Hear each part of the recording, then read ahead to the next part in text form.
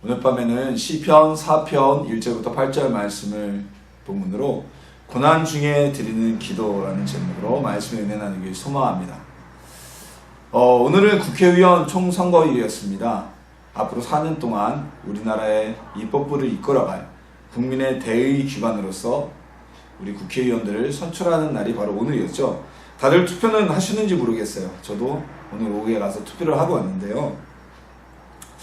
자, 오늘부터는 이제 더 이상 우리가 그런 모습은 볼 수 없겠지만 선거 기간만 되면 우리가 볼 수 있는 아주 특이한 모습들이 있습니다. 무엇입니까? 평소에는 얼굴도 보기 힘들던 분들이 그 얼굴도 보기 힘들고 만나기도 힘든 TV에서만 보던 국회의원분들이 돗자리를 깔고 국민 앞에 사죄한다고 절을 하지 않나, 지나가는 시민들과 어떻게 한 번이라도 악수 한번 해보려고 매달리질 않나, 그리고 뭐 꼭 시장에 가서 시장 음식을 사 먹는 그런 것 같은 모습들, 참 재밌는 모습들을 보게 됩니다. 왜 이분들이 그럴까요? 평상시에는 얼굴도 보기 힘들고 만나기도 힘들던 분들이 왜 길거리로, 지하철로, 시장으로 때로는 돗자리를 깔고 잘못했다고 고개를 숙이면서 읍소를 하는 것일까요? 급하기 때문이죠. 선거에서는 어떻게든 당선이 돼야 되는데 선거에서 당선이 안 되면 4년 동안 국회의원이라는 우리나라 입법기관, 그리고 국회의원 개개인이 헌법기관이죠. 이 막강한 권력을 놓칠 수밖에 없기 때문에 그런 읍소를 하는 것입니다. 하지만 오늘이 지나고 나면 이제 누군가가 당선자가 되고 누군가가 낙선자가 되겠죠. 낙선자도 마찬가지지만 당선자가 되면 그 당선자는 오늘부터는 더 이상 우리가 그분을 길거리에서도 만나기도 힘들 것이고 시장에서 만나기도 힘들 것이고 오히려 우리가 민원이 있어서 만나고 싶어도 만남조차 갖기 어려운 모습으로 변하게 될 것입니다. 더 이상은 지역구민들에게 사죄를 하거나 지역구민들에게 죄송했다는 얘기를 하기보다는 오로지 우리 지역 국회의원임에도 TV에서만 얼굴을 볼 수 있는 그런 모습을 보게 되죠. 왜 그럴까요? 급한 문제가 사라지고 없기 때문입니다. 제 고향 동네에서는요, 군수분이 한 분이 무려 군수로서의 4선을 연속으로 하셨습니다. 4선. 그래서 우리가 지방자치법인가요? 하여튼 그 관련된 법에 의하면 지방자치단체장은 4선 이상을 할 수가 없게 법에 규정되어 있어요. 그래서 그분은, 그 군수님은 이제 4선을 했기 때문에 더 이상 군수로서는 선거에 나올 수가 없습니다. 근데 이분께서 군수가 될 수 있었던 것, 그리고 연속으로 4선을 할 수 있었던 거에는 아주 큰 요인이 하나 있습니다. 언제나 주민들에게 아주 가까이 갔다는 점입니다. 이분이 군수가 되시기 전에는 군의 과장급 공무원이셨는데 그때도 아주 그냥 열심으로 솔선수범을 해서 주민들 앞에 나서는 봉사하는 모습을 보여줬고요. 군수로 당선된 이후에도 우리가 말했던 이런 국회의원분 이런 분들과는 달리 늘 길거리를 다니면서 만나는 주민들마다 누구가 됐던 아주 반갑게 인사하고 악수하는 모습을 늘 보였어요. 심지어는요, 차를 타고 지나가면 지나가는 차에도 인사하고 손을 흔드는 모습을 4년 내내 보였습니다. 그러다 보니까 이분이 모든 일을 잘한 건 아니거든요. 분명히 이 지역에서도 실정한 게 있고 비난받을 만한, 비판을 받을 만한 실정을 한 것들이 있어요. 하지만 일단 인사를 잘하고 늘 겸손한 모습을 보이고, 그리고 주민들에게 뭐 초선, 재선, 3선, 4선까지 전혀 변함없는 모습으로 주민들에게 친근하게 다가오고 인사하고 이야기를 들어주니까 누구라도 군수라도 찾아가서 만나고자 하면 만나주고, 그러니까 4선까지 어떻게 보면 지자체장으로서는 이룰 수 있는 모든 것을 이룬 모습을 갖게 되었습니다. 그래서 저희 고향 동네에서 그분에 대해서 이런 얘기를 하기도 해요. 저분은 인사 잘해서 군수된 사람이다. 인사 잘해서 군수 4선까지 한 사람이다 라는 얘기가 나오기도 합니다. 자, 우리가 오늘날 정치인들의 이런 행태를 보면서 혀를 차죠. 에이구, 좀 평소에 똑바로 하지. 저들 뽑히고 나면 이제 똑같아질 거야 또. 그렇게 변해별 후보의 모습들을 예견하고 있습니다. 자, 그렇다면 하나님 앞에서요, 우리가 급할 때, 고난 중에 있을 때, 역경 중에 있을 때 우리가 하나님 앞에서 우리의 모습과 고난이 지난 후에 우리의 모습은 어떻게 차이가 날까요? 우리도 한번 돌아보지 않을 수가 없을 것 같습니다. 우리 오늘 말씀을 나누면서요, 고난 중에 하나님의 응답을 빨리 받는 기도, 그리고 그 기도의 영향력이 어디까지 미치는지, 어떤 효과를 가져오는지 함께 나누며 은혜 받는 시간 되기를 소망합니다. 그래서 혹여 우리가 역경 가운데 있더라도, 고난 가운데 있더라도 우리 선거에 나왔던 이 부부자들처럼 그때만 그냥 죽는 소리하고 읍소하다가 응답받으면 싹 입 닦는 것이 아니라 하나님이 언제까지 기뻐하시고 즐거워하시는 모습의 성도가 되기를, 오늘 말씀을 통해 은혜 받는 시간 되기를 소망합니다. 자, 오늘 시는 다윗의 시입니다. 다윗의 생애의 전반기는요, 역경이라는 단어를 빼놓고는 이야기할 수가 없습니다. 그러니까 어린 시절에 저도 주일학교 때는 다윗 하면 골리앗, 그쵸? 다윗과 골리앗의 싸움에서 이긴 소년 다윗, 이 이미지가 참 강하게 다가왔지만 사실상 성경을 좀 알게 되고 그리고 신앙의 깊이가 더해지게 되면 다윗을 이긴 골리앗보다 다윗이 더 위대할 수 있고 우리에게 어떤 바라볼 수 있는 모범의 대상이 되는 것은 그가 많은 역경 가운데서도 하나님을 떠나지 않았다는 점입니다. 승리했을 때, 다윗이 골리앗을 이겼을 때는 승리자의 모습이었습니다. 그 승리의 모습과 응답 가운데서는 누구도 하나님을 떠나지 않습니다. 그런데 그 직후부터 다윗에게는 고난이 오게 됩니다.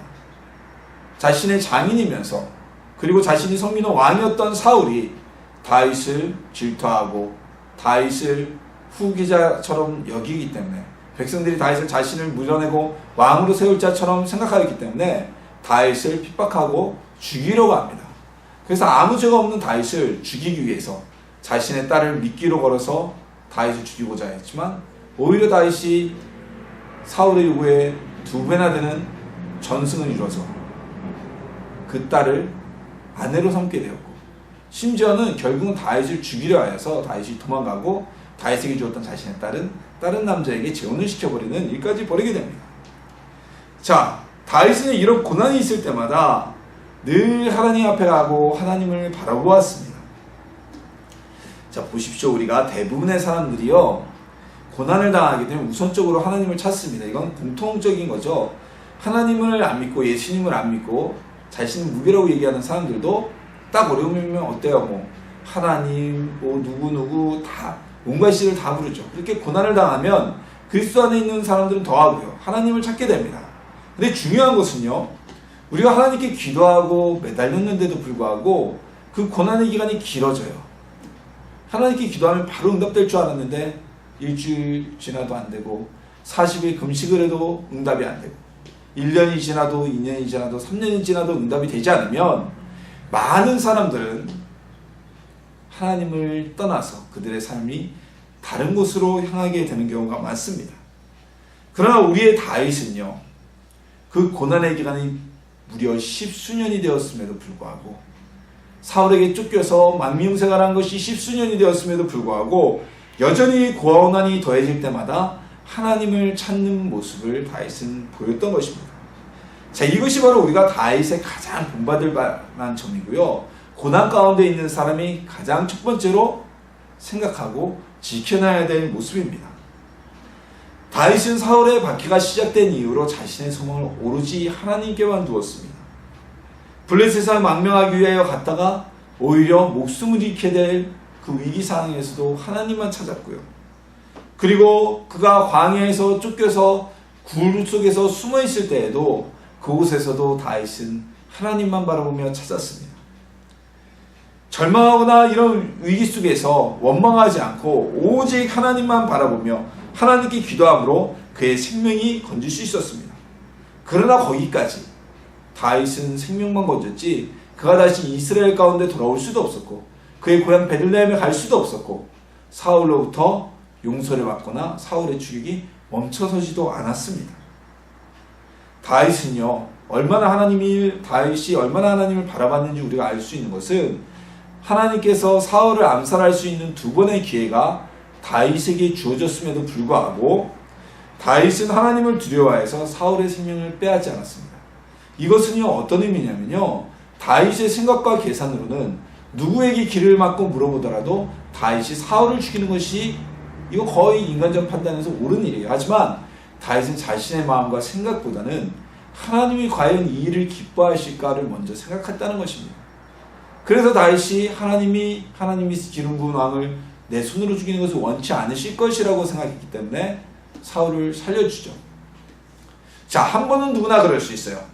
사울이 풀려나면서 다윗에게 내가 너를 다시는 쫓지 않을 것이고 내가 너를 추격하는 일이 없을 것이다 라고 약속했는데 사울이 그 약속을 어깁니다. 괘씸하죠. 저 같아도 이건 못 참을 것 같아요. 내가 생명을 구해줬는데 생명을 나한테 건짐을 받은 자가 약속을 하고 그 약속을 어기고 여전히 다윗을 추격하고 쫓게 됩니다. 다윗의 생명을 잡고자 군대를 이끌고 추격전을 벌이게 됩니다. 두 번째로 하나님이 다윗이 사울을 죽일 수 있는 기회를 열어주셨습니다. 하나님의 시험이죠. 그런데도 다윗은 두 번째에도 사울을 해하지 않습니다. 자, 첫 번째와는 상황이 다릅니다. 첫 번째 분명히 사울을 살려줬음에도 불구하고 사울은 그 은혜도 모르고 여전히 다윗을 죽이려고 했습니다. 사람에게 감정이라는 게 있죠. 이게 나를 또 죽이려고 그래? 자신의 입으로 그렇게 약속해놓고 계속 나를 죽이려고 그래? 여기서 죽이면 내 고생은 끝이겠구나. 이런 마음이 안 들 수가 없습니다. 그럼에도 불구하고 이 다윗은 사울을 다시 그냥 무사히 돌려보냅니다. 왜요? 다윗은 하나님께서 그 일을 기뻐하지 않으실 것이라는 것을 생각했기 때문입니다.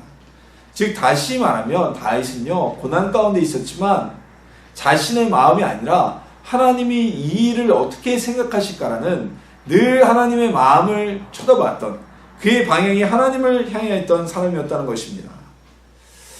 자, 오늘 본문 역시 다윗이 큰 고난을 이기고 나서 또 하나의 어떤 어려움 속에서 고난받는 자들을 위해 그 세월을 되돌아보며 지은 시라고 볼 수 있습니다. 본문에서도 다윗은 오직 하나님만을 바라보고 있습니다. 내 의의 하나님이여 내가 부를 때 응답하소서. 곤란 중에 나를 너그럽게 하셨사오니 내게 은혜를 베푸사 나의 기도를 들으소서.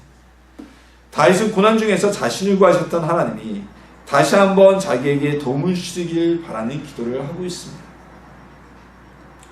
우리는 고난 중에 하나님께 방향성을 두어야만 합니다. 고난 중에 하나님께 방향성을 두는 자만이 하나님께 기도할 수 있고 응답을 받을 수 있습니다. 우리 성경에는요 다윗 말고 또 고난 속에서 하나님을 향하여 방향성을 잃지 않았던 하나님을 향하였던 사람이 있습니다. 바로 다니엘입니다. 이 다니엘은요 이스라엘이 멸망하고 유다가 멸망하고 그 많은 사람들이 유대 포로로 끌려갔을 때 그때 함께 끌려간 사람입니다. 즉 나라의 멸망을 직접 눈으로 목격하고 자신 주변의 많은 사람들이 바벨론 군대에 의해서 학살을 당하고 또한 바벨론까지 끌려가는 도중에 쓰러져 죽고 버림받는 그 비극을 몸소 목격했던 사람입니다. 자, 그럼에도 불구하고 이 처절한 가운데서 다니엘은 오직 하나님만 바라보았습니다. 그가 환관으로 뽑혀서 이스라엘 가운데 지혜로운 아이라는 것을 인정받아 왕궁의 환관으로 뽑혔을 때에도 그는 하나님을 향한 방향성을 놓치지 않았습니다. 그래서 우상에게 절한 하나님이 부정하다고 말씀하신 그 음식을 먹지 않고 오로지 채소만 가지고 끼니를 이어갑니다. 그뿐만이 아닙니다. 그는 총리가 되었을 때에도 모든 것을 갖고 모든 권력을 가지고 있었던 1인지상 만인지하라 그러는 총리에 올랐을 때에도 그의 마음은 변하지 않았습니다. 누구도 임금 외에는 다른 것에 절하고 경배하는 자는 죽이게 될 것이라는 포고령을 알고서도 여전히 그는 하나님을 향하여서 예루살렘을 향하여서 창을 열고 하루 3번 기도를 드리는 하나님을 향한 방향성을 놓치지 않았습니다. 성경에서 말하는 의인은요 착하게 사는 사람을 말하는 것이 아닙니다. 성경에서 말하는 의인은요 그의 삶의 방향성이 하나님을 향한 사람을 의미합니다. 해바라기가 태양을 향해 그 꽃이 방향을 잃지 않듯이 의인은 하나님을 향한 방향을 잃지 않는 사람이고요. 고난 가운데 하나님께 기도할 수 있는 사람은 하나님을 향한 방향성을 놓치지 않는 사람이라는 것입니다. 오늘 본문의 다윗이 바로 그러한 마음과 그러한 생각으로 살아갔고 그러한 모습으로 고난을 이길 수가 있었습니다. 우리도 언제나 하나님을 바라보아서 의인의 대열에 함께 동참하는 성도님들이 되시길 소망합니다. 하나님을 바라보면 어떠한 고난 가운데서도 그 고난을 이길 수 있는 힘이 우리에게 주어지게 될 것입니다. 두 번째로 오늘 말씀을 보면 고난 가운데 있는 자는 그 고난 가운데 있음에도 불구하고 하나님이 두려우신 분, 하나님이 공의로우신 분이라는 것을 잊지 말아야 한다는 사실을 이야기하고 있습니다. 하나님은 참 좋으신 분입니다. 하나님은 사랑입니다. 이건 뭐 두말하면 우리가 잔소리죠. 그 아들 독생자, 우리가 뭐 독생자 이게 한자어죠. 우리말로 쉽게 얘기하면 그냥 외아들이에요. 외아들. 외동아들을 우리를 위해 이 세상에 보내신 분이 바로 그 하나님입니다. 그리고 이스라엘이 구약의 역사에서 봐도 이스라엘이 광야에서 굶어 죽지 않게 그들에게 만나를 내려주시고 때를 따라 고기도 주시고 그리고 모든 적들로부터 두려움을 갖게 해서 이스라엘을 아무도 공격하지 못하게 하는 능력의 하나님이시고 사랑의 하나님이셨습니다. 그런데요, 그 하나님은 사랑 넘치시고 우리의 잘못을 오랫동안 참고 인내하시는 분이지만 우리는 그 하나님이 권위가 있으신 공의자이며 심판자이심을 절대로 잊어서는 안 된다는 것입니다. 자, 아버지나 또는 가장은 아이들에게 어떠한 존재가 되어야 됩니까? 가장은요, 자신의 자녀들에게 아주 친근하고 마음까지 나눌 수 있는 존재가 되어줘야만 합니다.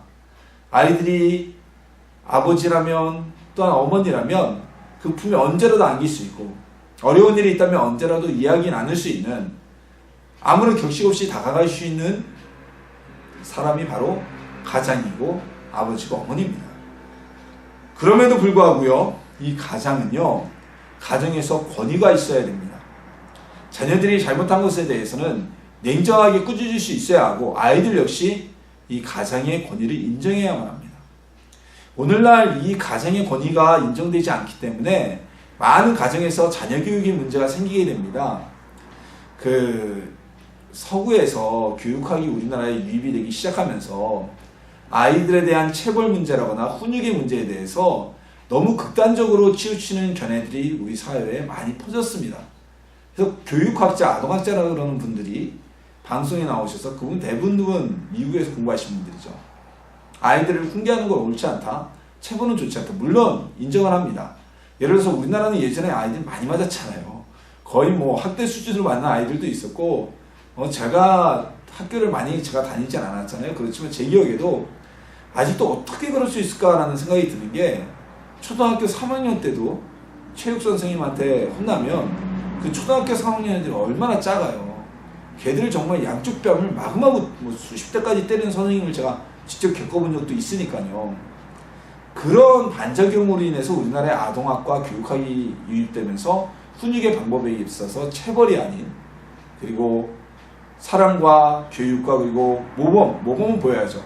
그러나 극단적으로 체벌을 제외하는 이런 훈육 방법이 우리나라에 유입이 되었죠. 그리고 그게 진리인 것처럼, 그게 선진화된 체벌 방법인 것처럼 방송에서 이야기하고 그리고 강연이 펼쳐졌습니다. 그런데 우리가 아동 발달학을 보거나 아동 심리학을 보거나 또는 발달 심리학을 봐도 아이들에게는요, 그 시기에 적절한 어떤 요소들이 부족함이 없어야 체험을 받아야 이 아이들이 성장하고 건강한 아이로 체험을 받는 거지, 단순히 체벌을 하지 않는다고 아이들이 바르게 큰 것이 아닙니다. 그래서 어떤 문제가 생겼으니까 애들 때리면 안 된다, 혼내키면 안 된다, 그렇게 키우다 보니까 애들에게 있어서 가정의 권위가 없어요. 즉, 사랑 많고 내가 해주는 모든 것을 다 들어주는 아버지, 어머니, 가정의 상은 세워졌는데 이 가정의 권위가 없어졌다는 거예요. 아이들이 부모를 안 무서워해요. 부모의 권위를 인정하지 않아요. 어쩌다 한번 잘해주던 엄마 아빠가 혼내키면, 그러니까 아빠가 뭔데, 엄마가 뭔데, 나한테 해주기 뭐가 있다고, 이런 얘기가 나오는 겁니다. 서양에서도요, 여러분, 서구권에서도 소위 명문가라는 가문들이 있어요. 뭐 영국 같은 경우는 귀족 가문이 있고 미국에도 분명히 있습니다. 뭐 우리가 세계적으로 잘 아는 가문들은 그런 가문들이죠. 케네디가, 부시가, 록펠러가, 이런 미국에서도 필리턴, 미국의 어떤 그 핵심을 이루는 가문들은요, 지금도 우리가 아는 뭐 교육학처럼 이렇게 애들 오냐오냐 이렇게 안 키워요. 그런 가문들의 훈육법에는 체벌도 분명히 들어가 있고요. 아이들이 잘못하면 아주 뚜렷하게 아이들에게 혼을 내고 그 가정의 규율과 그 권위, 가정의 권위가 무너지지 않는 그러한 교육의 모습을 가지고 있습니다.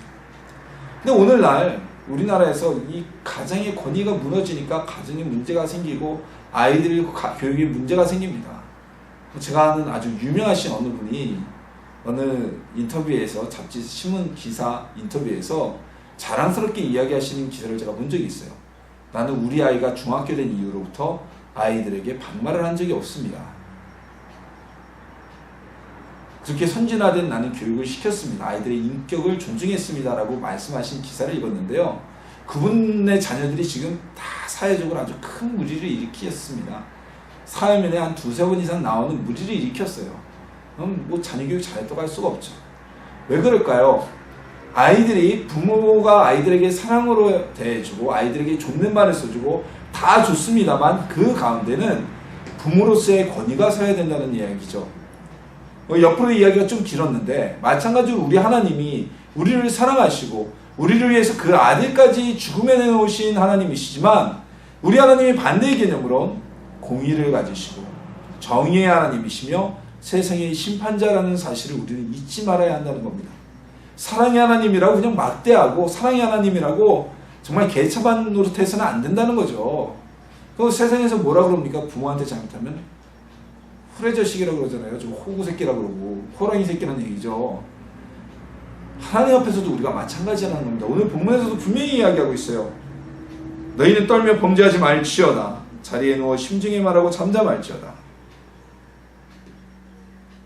의의 제사를 드리고 여호와를 의지할지어다. 범죄하지 말라는 것입니다. 하나님은 우리의 사랑의 하나님이지만 아무리 너희가 고난 가운데 있고 어려운 가운데 있다고 해서 죄를 범하시는 것을 하나님이 용납하지 않으신다는 겁니다. 자, 우리가 이런 일들이 있죠. 하나님께 대한 고난이 깊어지게 되면 우리가 그 고난을 빙자해서 약간의 일탈을 할 때가 있습니다. 아이들도 그렇죠. 사람들도 그렇죠. 내가 어렵게 사니까 이 정도는 괜찮아. 가난하게 산 사람이 오늘날로 가끔가다 사회면에 나오는 이야기인데 너무 가난해서 먹을 것을 이렇게 훔치거나 생필품을 훔치다 붙잡히는 경우가 있잖아요. 그런 경우에는 법에서도 판사가 직권으로 그냥 집행유예를 선언한다든지 저 같은 경우도 심정적으로 아우 안 됐다. 저건 처벌하면 안 된다. 이런 생각을 하지만 하나님께서는 그렇게 생각하시지 않는다는 겁니다. 고난에 처해 있고 역경 속에 있다는 사실만으로 그 사람이 죄를 범하는 것을 하나님은 용납하지 않으신다는 겁니다. 하나님은요, 모든 사람에게 동일한 공의의 하나님이십니다. 우리가 고난 가운데 있다고 해서 내가 잘못하고 내가 어렵고 힘드니까 이 정도 잘못은 괜찮아. 내가 먹고 살아야 되니까. 내가 이 어려운 가운데서 벗어나야 되니까 이 정도는 하나님이 봐주시지 않을까라는 생각을 해서는 안 된다는 겁니다. 고난과 역경을 뚫고 나가기 위해서는 아무리 어려움이 있어도 우리는 죄를 멀리해야 된다는 것입니다. 평안할 때나 고난 가운데 있을 때나 우리는 정직한 삶을 살아가야 되고 끝까지 하나님의 방향성을 갖고 죄의 그늘 아래 들어가서는 안 된다는 것입니다. 이런 경우도 있죠. 우리가 너무 악에 바치면 뭐라고 합니까? 악에 바쳐서 발악한다 그러죠. 악에 바치면 진짜 너무 힘들면 악밖에 안 남는다. 깡밖에 안 남는다 그러죠. 군대에서 훈련시킬 때 많이 그러잖아요. 군대에서 훈련시킬 때 악으로 깡으로 하라고. 체력이 땅에 떨어지면 정신력으로 버티라고 그러는데 우리 하나님 앞에서는 우리가 고난과 역경 가운데 있다고 해서 악으로 깡으로 나가서는 안 됩니다. 세상 사람들은 그거 인정할지 몰라도요. 우리 하나님은 그걸 인정하지 않으십니다. 하나님은 어떠한 경우에도 범죄한 자, 죄 지은 자를 용납하지 않으십니다. 다윗이 그랬고요. 다윗이 고난 가운데서 그가 늘 하나님을 바라봤던 사람입니다. 때로는 다윗도 죄를 질 뻔했어요. 나발이 맞죠? 나발이 아니죠. 죄송합니다. 나발이 아니고 그 다윗이 한 양을 많이 치는 그 부자에 양을 돌봐줬잖아요. 늑대로부터 지켜주시고 양치가 되어서 도와줬는데 그 양의 털을 깎는 날 음식을 부하 둘을 보내서 음식을 함께 좀 나눠달라 부탁을 합니다. 이건 당연히 줘야 됐어요. 근데 그가 다윗의 부하들을 욕먹이면서 다윗을 저주하죠. 이에 분이 난 다윗이 그를 쳐 죽이겠다고 자신의 정예 용사들을 이끌고 진격을 하게 됩니다. 그때 그의 현명한 부인이 길을 막고 음식을 잔뜩 싸가지고 와서 다윗 앞에 엎드려서 이야기를 하죠. 왜 당신의 손에 피를 보게 합니까? 왜 당신이 죄를 범하려 합니까? 그때 다윗은 죄를 범할 뻔한 위기에서 그 여인의 이야기를 듣고 자신의 마음을 돌려 돌아가게 됩니다. 만약에 다윗이 자존심을 세웠다면 내가 어렵다고 지가 무시해? 필요 없어. 내 마음이 편해야겠어. 이깟 음식 먹으려고 내가 이 먹을 것 때문에 군대를 일으킨 것 같니? 라고 고집을 폈다면 다윗은 하나님께 쓰임받지 못했을지 모릅니다. 그러나 다윗은 그 죄를 지을 수 있는 순간에도 하나님을 바라보았기 때문에 범죄하지 않고 자신의 삶의 방향성을 지킬 수가 있었던 것입니다. 우리 다윗처럼, 다니엘처럼, 그리고 어떠한 고난 속에서도 큰 어려움 속에서도 불평하지 않았던 욥처럼 우리의 위의 방향성을 하나님을 향하여 유지하여서 고난 가운데서도 승리하는, 그리고 고난의 기도에서 응답받는 성도님들이 되시기를 소망합니다. 자, 그러면 우리가 고난 가운데 이렇게 기도하면, 하나님께 어려움 가운데서 기도를 하면 그 기도는 우리에게 무엇을 가져다 줄까요? 오늘 본문 7절과 8절에서는 우리에게 주는 하나님의 기도의 응답의 영향력을 보여주고 있습니다. 여러분, 다윗이 사울에게 쫓겨다녔습니다. 십수년을 쫓겨다녔는데 다윗과 사울 둘 중에 누가 더 행복했을까요? 사울은 여전히 왕이었고 왕궁에서 많은 것을, 기름진 음식과 그리고 평안한 삶을 살 수 있었고, 그의 밑에는 자신의 명령을 따르는 수많은 군사가 있었습니다. 다윗은 살기 위해서 때로는 광야에서, 때로는 굴 속에서, 때로는 아기스 왕, 자신이 죽인 적국 블레셋의 수하에 들어가서 삶을 이어갔습니다. 누가 더 행복했을까요? 실상은요, 모든 것을 가지고 다윗을 쫓는 사울보다 도망다녔지만 다윗이 훨씬 더 행복하고 평안한 삶을 살 수가 있었습니다. 왜 그럴까요? 다윗은 하나님이 주시는 평안을 누렸지만 사울은 그 평안을 누릴 수 없었기 때문입니다. 사울은 늘 불안하고 늘 삶을 못 이루는 삶을 살고 있었던 겁니다. 다윗의 시를 보면요, 우리가 시편에 기록된 다윗의 시를 보면 모든 시가 하나님께 대한 감사의 찬양으로 마무리되어 있습니다. 시작은 아주 절박하게 시작해요. 그러나 마무리는 어떠한 종류의 시인지 전부 다 하나님을 찬양하고 하나님께 대한 감사의 마무리를 짓고 있습니다. 자, 이것은 무엇입니까? 다윗이 하나님의 기쁨을 누리고 있었기 때문입니다. 하나님이 주시는 평안을 누리고 있었기 때문에 가능한 일이었습니다. 이 기쁨은요, 오늘 본문에서 이렇게 얘기합니다. 악인들이 그들이 풍요로움과 그들이 모든 것을 갖추었음, 즉 육신의 또한 경제적인 모든 것을 가지고 누리는 삶의 평안보다, 그 안정감보다 비교되지 않는 기쁨이다 라고 다윗은 오늘 본문을 통해 선언하고 있습니다. 자, 사도 바울이요, 예수님의 복음을 전하면서 엄청난 고난을 당했죠. 바울 스스로도 고백하기를, 내가 40에서 하나가 만매를 2번이나 맞았고 여러 번 맞았고 내가 죽을 뻔해서 거의 죽은 줄 알고 유대인들이 버리고 간 적, 그런 적도 2번이나 되고 감옥에 갇힌 것도 있었고, 우리가 성경 사도행전에 보면 빌립보 감옥에 갇힌 바울과 실라의 모습이 아주 적나라하게 묘사되고 있잖아요. 근데 그 외에도 바울은 엄청난 고난을 당했습니다. 갈 때마다 매를 맞고 쫓겨다니고 돌에 맞고. 자, 그런데 이 바울은 늘 기쁘고 행복했어요.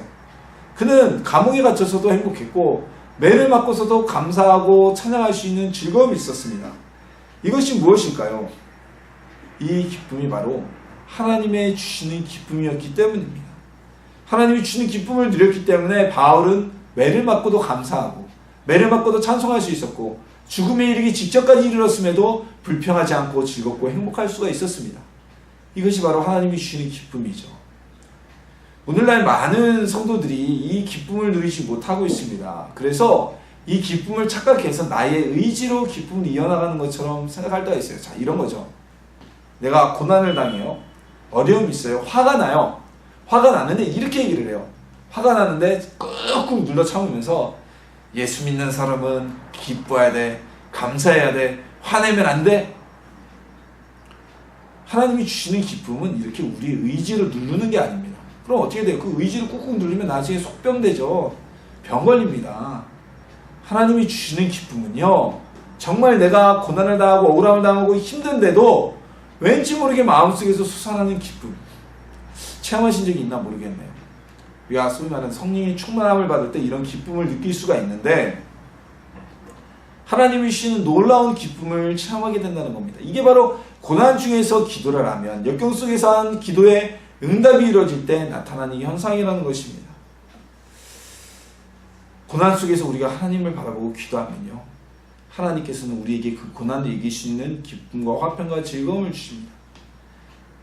전혀 상황적으로는 즐거워할 수 없고 행복할 수 없는데 의지로 행복한 게 아니라 다른 종교에서 하듯이 이 고난을 이기기 위해서 내가 이렇게 행동해야 돼.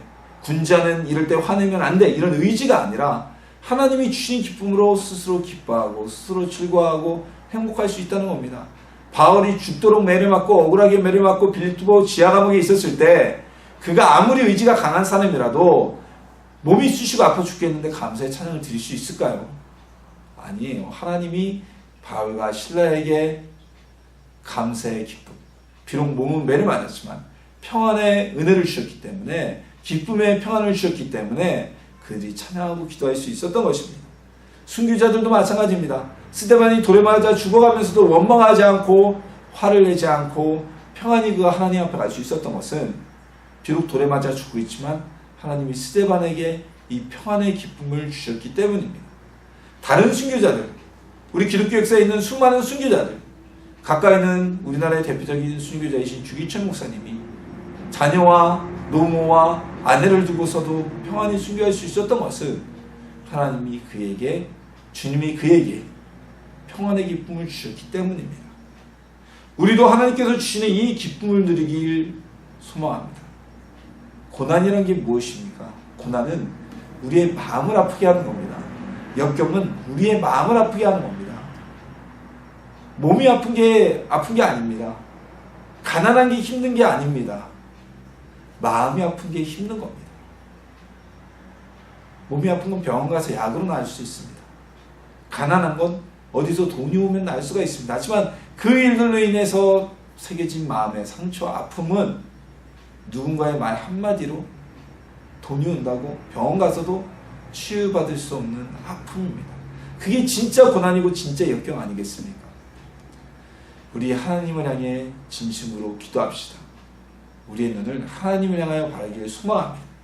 그래서 하나님께서 주시는 기쁨을 누려서 평안 속에 아무리 고난과 역경이 와도 그 안에서 평안과 기쁨을 누리는 성도님들이 되시기를 소망합니다.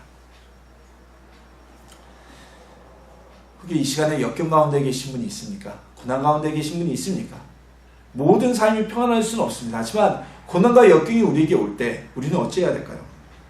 우리는 그 고난 속에서도 하나님을 향한 방향성을 절대 잊어서는 안 됩니다.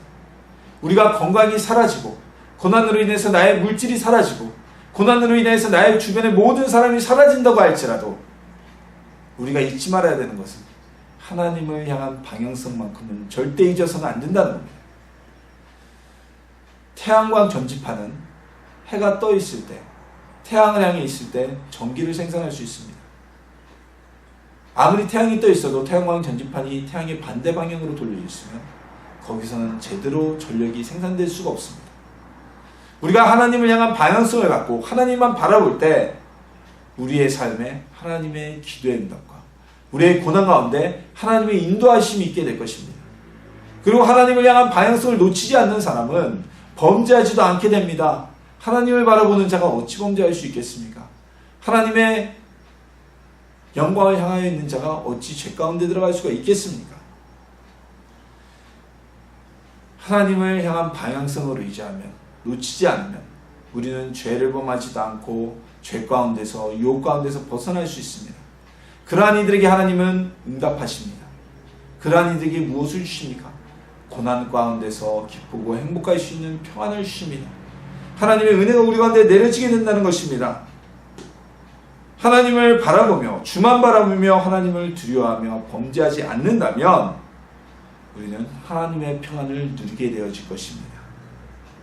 그래서 다윗이, 다니엘이, 욥이, 아브라함이, 모세가, 수많은 사람들이, 바울이, 수많은 사람들이 하나님 앞에서 기쁨과 평안을 누린 것처럼 그들의 고난과 역경을 주님과 함께 승리할 수 있었던 것처럼 오늘의 고난을 승리하는 성도님들이 되시기를 소망합니다. 고난 가운데서도 주님 앞에 기도하는 그 방향성을 놓치지 않고 정직한 삶을 사는 방향성을 놓치지 않아서 주님의 주시는 그 평안과 기쁨을 받아 누리는 하나님의 자녀가 되기를 예수님의 이름으로 축원합니다.